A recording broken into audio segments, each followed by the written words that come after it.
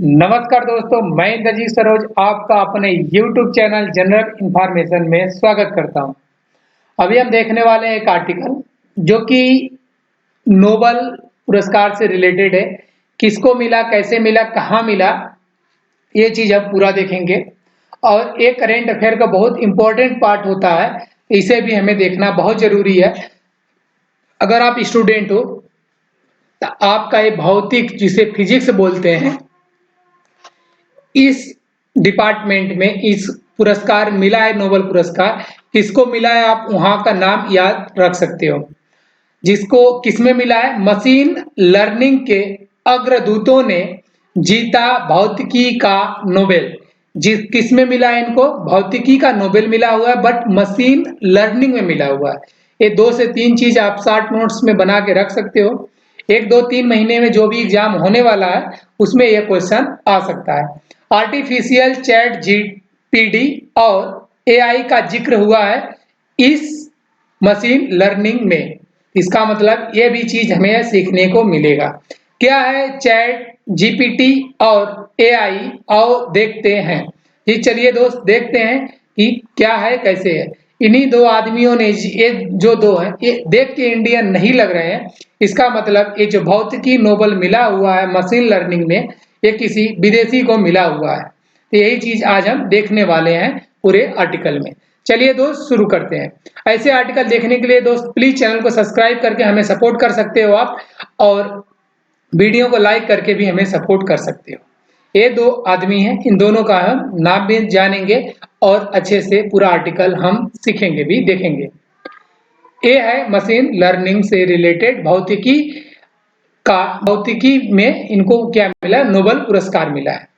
Royal Swedish academy of sciences ने मंगलवार को घोषणा की कि भौतिकी में 2024 का नोबेल पुरस्कार जॉन हॉपफील्ड और जेफरी हिंटन, ये दो नाम याद रखना, इन्हीं दो नामों को मिला हुआ है। और यही दो नाम पूछा जा सकता है आपके वन डे एग्जाम में। फील्ड पूछा जाएगा और नाम पूछा जाएगा किसको मिला है। और ये अमेरिका के रहने वाले हैं और ये दोनों प्रोफेसर हैं। इन दोनों को आर्टिफिशियल न्यूरल नेटवर्क के साथ मशीन लर्निंग को सक्षम करने वाली मूलभूत खोजों और आविष्कारों के लिए दिया गया है। जी, ये सीधे बोले तो एक ऐसे रोबोट बनाए हैं कि जो अपने से सीखने पढ़ने के में सक्षम होगा बस। जिसको ये बोल रहे हैं न्यूरॉन, ये होता है एक अपने अंदर, जिसको न्यूरल बोलते हैं। यही चीज आगे चल के भी आपको समझ में आने वाली। एक जो नेटवर्क होता है कि किसी चीज को हम समझ लेते हैं, बुझ लेते हैं, सेंस करते हैं ना, इसी चीज को एक सेंसर के रूप में लगा के उसे मशीन लर्निंग को समझा रहे हैं मशीन को कि बेटा ऐसे ऐसे है, कोई सवाल पूछेगा तो आप ऐसे बताओगे, ऐसे करोगे, इस चीज का ऐसे मतलब होता है। जबकि शोध के कई, इसके पहले का रोबोट क्या होता है, उसके अंदर सॉफ्टवेयर डेवलप किया जाता था और बार बार उसी को डेवलप करेंगे, जितना करेंगे उतना ही वो काम करेगा, उससे ज्यादा वो नहीं करने वाला। बट ये लोग ऐसे चीज पे काम कर रहे हैं कि जो इतनी हाई टेक्नोलॉजी है कि उस मशीन को सब कुछ ऑटोमेटिक समझने में आने लगेगा। वो इंसान की तरफ फील कर पाएगा सब चीज, कि ठंडा है, गर्म है, हीट है, टेम्परेचर क्या है, कैसे है, सब कुछ वो बताएगा। कितना होना चाहिए, कितना नहीं होना चाहिए, वो भी वो बता देगा। जबकि शोध के कई क्षेत्रों ने डेटा को प्रोसेस करने के लिए मशीन लर्निंग एमएल मॉडल, जिस इस शोध जो करते हैं इस क्षेत्र में, इसको लिए जो बोलते हैं मशीन लर्निंग को, शॉर्ट फॉर्म क्या है, एमएल मॉडल बोलते हैं। मशीन लर्निंग मॉडल और आर्टिफिशियल न्यूरल नेटवर्क, इस चीज को आप याद रखना। आर्टिफिशियल न्यूरल नेटवर्क को नाम है एएनएन। इसका मतलब आर्टिफिशियल, ऑटोमेटिक, जो समझ जाए। एक न्यूरल मतलब एक दिमाग से रिलेटेड ये वर्ड है, जो क्या कहते हैं, नर्वस सिस्टम से बात करते हैं, वही चीज है शायद, ऐसा ही कुछ है। नर्वस सिस्टम जो होता है कि किसी का डाउन का हो जाए और सब अपने आप समझ लेता है, सोच लेता है, बूझ लेता है, उसी का है। आर्टिफिशियल न्यूरल नेटवर्क का उपयोग किया है। ये शब्द घर घर में प्रवेश कर चुके हैं। ये शब्द जो है एएनएन, ये घर घर में प्रवेश कर चुका है। कैसे, चैट जीपीटी सही चैट एआई ऐप के विस्फोट के कारण। जी, जो चैट जीपीटी है वो इसी चीज को समझ के आपका रिप्लाई करता है। चैट जीपीटी जब यूज करते हो आप, तो यहीं से एआई इंटेलिजेंट जो है ये भी आप यहीं से यूज करता है इसी चीज को, जो कि एएनएन को यूज करता है। अब आप समझ गए होंगे कि दोनों चीज क्या है। ये ऑटोमेटिक जो आप पूछना चाहते हो, जो समझना चाहते हो, वो चीजें बताने का कोशिश करता है अपने से। ये मशीन है, इस मशीन में लिमिटेड क्वेश्चन नहीं डाला जाता। आप कुछ भी क्वेश्चन पुट अप करो वो आपको बताने की कोशिश करेगा, क्योंकि उसको पास जितना डाटा है उसे उसको समझने बुझने के लिए क्षमता ये लोग विकसित कर रहे हैं। इस वर्ष के पुरस्कार विजेताओं का काम मशीनों के सैद्धांतिक आधारों से संबंधित है। मतलब जो मशीनों का सिद्धांतिक आधार है उससे संबंधित है, जो मनुष्यों द्वारा सिखाए बिना सीख सकते हैं। जो मनुष्य जो है, इंसान है, ये मशीनों को ना सिखाए फिर भी वो मशीन अपने आप सीख सकती है और सवालों के जवाब देने के लिए अपने ज्ञान का उपयोग कर सकती है। आप समझ गए कि मैं क्या कहना चाह रहा था। एएनएन न्यूरॉन्स का संग्रह है। ये न्यूरॉन्स का संग्रह है या अधिक व्यापक रूप से डेटा को प्रोसेस करने में सक्षम डोन है, जो विशिष्ट तरीके से जुड़े हुए हैं। सीधे बोले तो इसके पास बहुत सारे नस है और बहुत सारा सब कुछ एक साथ इकट्ठा करता है और सब कुछ को बहुत तेजी से एक साथ समझने बूझने का मतलब प्रोसेस करने की क्षमता है इस मशीन के अंदर, जो कि जो विशिष्ट तरीकों से जुड़े हुए हैं। जो ये नस होता है, ये हमारे शरीर में हजारों के तादाद में होते हैं, ये भी जुड़े हुए, यहीं से हमें सब कुछ पता चलता है। ये बोल रहे हैं जो बनाए हुए हैं एएनएन न्यूरॉन्स का संग्रह किए हुए, ये विशिष्ट तरीके से जुड़े गए हैं। आवर्त तंत्रिका ने नेटवर्क में सूचना दोनों तरफ प्रवाहित हो सकती है। मतलब इस जो जुड़ा हुआ है इस सिस्टम से सूचना दोनों तरफ प्रवाहित हो सकती है। मतलब ये आपको पूछा जाएगा, अगर इसे कहीं से सेंस हुआ कि क्या सवाल पूछ रहे हैं हाँ या ना में, तो ना में सिर्फ जवाब नहीं देगा, हाथ उठा के हिलाएगा भी, हमारे तरह वो फीलिंग रखने वाला होगा, हाथ हिला के बोलेगा नहीं। अब आप समझ सकते हो कि सूचना दोनों तरफ ये नर्वस सिस्टम ट्रांसफर कर सकती है। हमारे को जब किसी ने पूछता है क्वेश्चन, हमें पता चलता है उसका जवाब नहीं होता है, तो अगर मौखिक कोई इंसान देता है तो बोलता है नहीं, लेकिन जिसका सिस्टम काम करता है नस को ही दिमाग जवाब इसको बताता है अपने को कि भाई तू हाथ हिला के भी इसे नहीं बोल सकता है, मुड़ी से भी नहीं बोल सकता है, इसको जुबान से भी नहीं बोल सकता है। तो इसी तरीके से आउटपुट इनपुट दोनों इसमें सिस्टम है। इसको बोला है रिकरेंट नेटवर्क, इंग्लिश में रिकरेंट, हिंदी में आवर्त नेटवर्क। अमेरिका में प्रिंसटन विश्वविद्यालय के प्रोफेसर हॉपफील्ड, ये अमेरिका के प्रिंसटन विश्वविद्यालय के प्रोफेसर है, जो उसका आगे नाम आप लोग सुने हो जिसका हॉपफील्ड है, को हॉपफील्ड नेटवर्क विकसित करने का श्रेय दिया जाता है। जी, कोई भी वैज्ञानिक होता है, प्रोफेसर होता है, अगर कुछ और नई चीज का खोज करता है तो मैक्सिमम तौर पर उसको नया नाम नहीं दिया जाता, प्रोफेसर का ही नाम उठा के चिपका दिया जाता है। इसीलिए इसके नाम के आगे हॉपफील्ड नेटवर्क लग गया है।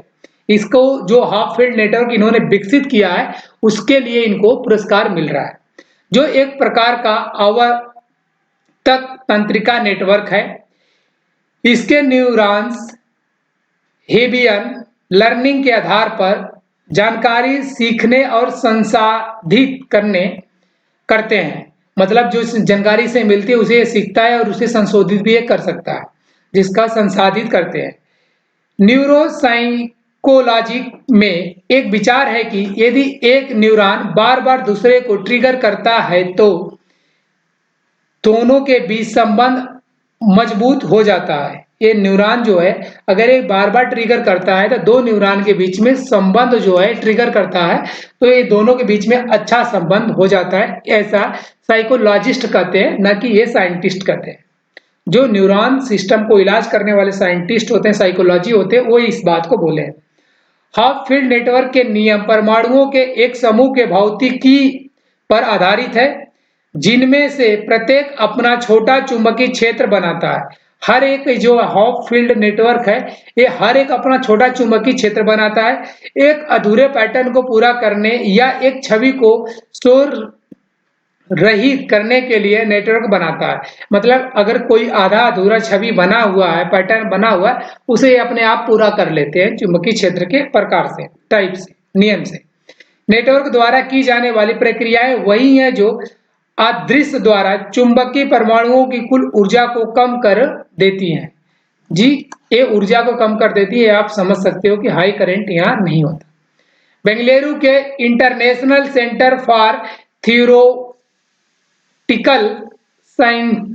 साइंसेज के संस्थापक, एक बेंगलुरु मतलब इंडिया की बात कर रहे हैं, ये संस्थापक जो है निदेशक स्पेंटा वाडिया ने कहा अपने 1982 के पेपर में, हॉपफील्ड ने सरल न्यूरॉन्स, ये जो क्या कहते हैं हॉपफील्ड है, ये अपने 1982 के पेपर में एक कुछ पब्लिश किया हुआ था। उसमें क्या बोला था, वो बेंगलुरु के कोई संस्थापक हैं, वो इस बात पे क्वेश्चन कर रहे हैं, क्या कर रहे हैं, ने सरल न्यूरॉन्स के एक बड़े संग्रह की एक सहज सामूहिक या उभरती हुई घटना के रूप में कंप्यूटेशनल कार्यों को बनाने की क्षमता के बारे में एक बुनियादी सवाल पूछा इन्होंने कि आप जो बोल रहे हो कि उभरती हुई घटना के रूप में ये जो कंप्यूटेशनल है, कार्यों को बनाने की क्षमता को जो बोल रहे कि आप ऐसा हो सकता है, इसी को बुनियादी सवाल पूछा कि अगर ऐसा नहीं हुआ, ऐसा हुआ तो क्या होगा, वो सवाल बाहर नहीं आ पाया है। उन्होंने एक मॉडल सिस्टम में इसका विश्लेषण किया जिसमें जैविक तत्व शामिल थे। इस पेपर ने न्यूरल सर्जिकल मॉडलिंग में सांख्यिकी भौतिकी के तरीकों और विचारों के उपयोग की नींव रखी है। मतलब ये बोल रहे हैं ये न्यूरॉन और भौतिक ये दोनों मिलके एक सांख्यिकी विचार का इन्होंने नींव रखा हुआ है, नई चीज का। टोरंटो विश्वविद्यालय के प्रोफेसर, वो पहले प्रोफेसर का कहानी था, अब दूसरा प्रोफेसर जो है हिंटन, इनका बात आएगा। ये है टोरंटो विश्वविद्यालय के ये प्रोफेसर है और उनके साथियों ने संज्ञात्मक कार्यों को करने के लिए बोल्ट्जमैन मशीन नामक एक अन्य नेटवर्क को अनुकूलित किया है। ये बोल्ट्जमैन मशीन नामक एक अन्य नेटवर्क को इन्होंने अनुकूल किया, उसके लायक बनाया है, जो हॉपफील्ड नेटवर्क के सिद्धांतों पर आधारित है। ये इन्होंने जो एक मशीन बनाया जो इस चीज को अनुकूल करता है, इनके ही नेटवर्क पे के सिद्धांत पे आधारित है। मतलब दोनों का काम सेम है। इन्होंने कुछ ऐसे चीज को कंट्रोल किया, ऐसे चीज को नेटवर्क बनाया, उसमें जितना इलेक्ट्रिक चाहिए, जितना सिस्टम चाहिए, जितना क्या कहते हैं न्यूरल सिस्टम सर्किल बनना चाहिए, एक सर्किट, उसके लिए जितना सब कुछ चाहिए वो इन्होंने, दूसरे प्रोफेसर ने भी उस चीज को बनाया। सेम सिद्धांत पे काम करता है, सेम मेथड है इसका भी, ये भी उस चीज को समझने के लिए, बुझने की क्षमता रखता है, इसलिए दोनों को एक साथ पुरस्कार मिला हुआ है। उन्होंने 2000 के दशक में एक संशोधित, उन्होंने 1900, जो पहले प्रोफेसर थे हॉपफील्ड, इन्होंने 1987 में पेपर किया था, और जो दूसरे वाले हैं जिसका नाम है हिंटन ने क्या किया हुआ है, ये 2000 में इस पेपर को किए हैं, शायद उम्र में हेरफेर हो सकती है। के दशक में एक संशोधित यही है आर्टिफिशियल जो था एनएन के लिए एक लर्निंग एल्गोरिदम विकसित करके एक सफलता हासिल की है। ये 2000 में ही इसे लर्निंग एल्गोरिदम एक इन्होंने विकसित किया, वो सफलता हासिल किया, जिसे प्रतिबंधित बोल्ट्जमैन मशीन आरबीएम कहा जाता है। जिसको क्या बोलता है, आरबीएम बोलते हैं, यही है बोल्ट्जमैन मशीन। इसका फुल फॉर्म आप जान सकते हो, restricted Boltzmann machine, full form RBM का यही है, कहा जाता है। न्यूरॉन्स की एक परत को आरबीएम के रूप में प्रशिक्षित किया जाता है। ये दूसरे वाले प्रोफेसर के नियम रूल के हिसाब से इसको क्या करते हैं, आरबीएम को क्या है कि एक रूप का एक परत बनाता है, जिसे पढ़ाते, सिखाते, लिखाते हैं, उसके बाद और कई परतों को स्टॉक किया जाता है और वहाँ बहुत सारे परत ऐसे सिखा पढ़ा के रख दिया जाता है। फिर उससे मिलता-जुलता जब कभी कोई क्वेश्चंस आते हैं, कुछ आता है, तो ये उसे ऑटोमेटिक उठा के दे देता है, उसे ऑटोमेटिक उठा के फंक्शनिंग कर लेता है, जिससे डीप लर्निंग में समझ पहला ANN तैयार होता है। आप समझ सकते हो कैसे क्या तैयार होता है। मैंने पूरा आर्टिकल आपके साथ शेयर करने की कोशिश किया। थैंक यू दोस्तों। आर्टिकल अच्छा लगे प्लीज चैनल को सब्सक्राइब करना, वीडियो को लाइक करना, दोस्तों में शेयर करना। Thank you so much.